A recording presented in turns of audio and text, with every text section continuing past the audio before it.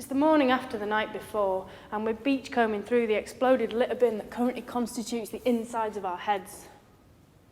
Can you remember being at the after party? Can you remember getting home? Where do you reckon I left my jacket? What the hell happened to Steve?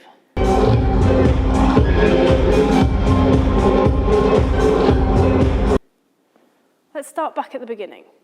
I can quite clearly recall the bottle of gin we polished off back at yours, the banter that bounced between us, the beats that rumbled your kitchen floor. And then the pub. I think more than one of us dropped a pint glass and we started rather early on the shots. Nick and Charlie got into that massive argument about bedroom tax, which was a total long out, but mostly we were in good spirits, wide-eyed and ready to let ourselves loose on the world. And all this time, as we humans were gearing up, careering messily towards this place, these four walls were waiting for us, standing straight and still, as if they had been built to wait. This warehouse was waiting, breeze blocks and bricks all neatly stacked, as if it had been built to contain us. As the night began, colours and shapes began to streak across these walls in a geometric dance, carefully mapped well in advance, using coordinates and reference points. And then the music. More straight lines and equal parts, sounds positioned with precision on a sonic grid, frequencies repeating in a perfect loop, tapping into some primordial order, some ancient rhythmic rule.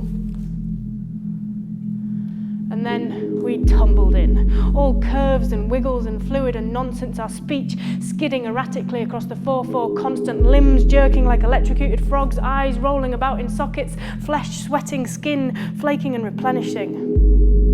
No part of us had any respect for the grid, any respect for the system. We splashed ourselves across these floors like Jackson Pollock's paintbrush, like oil spills in the ocean, like pigeons in New York, like toddlers' crayons on graph paper.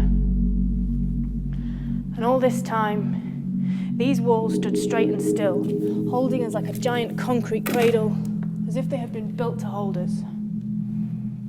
And within these walls, between these rigid lines of sound and light, we began to make a little sense of it, began to join the dots. We found ourselves aligning very subtly to the points within this frame of reference.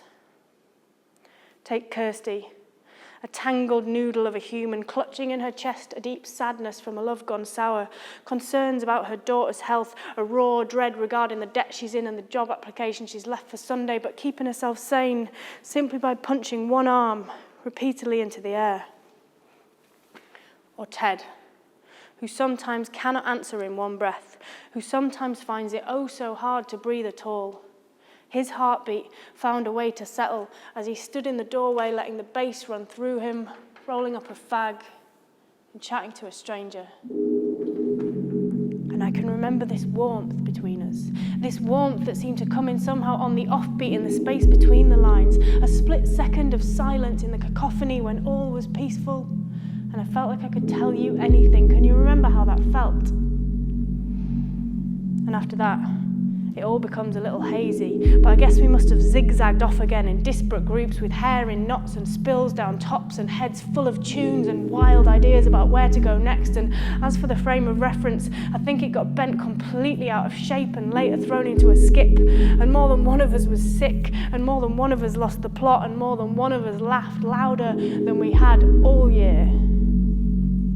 And then, all of a sudden, I was here again with you, trying to fit the pieces back together, trying to find my jacket, trying to find what happened to that warmth.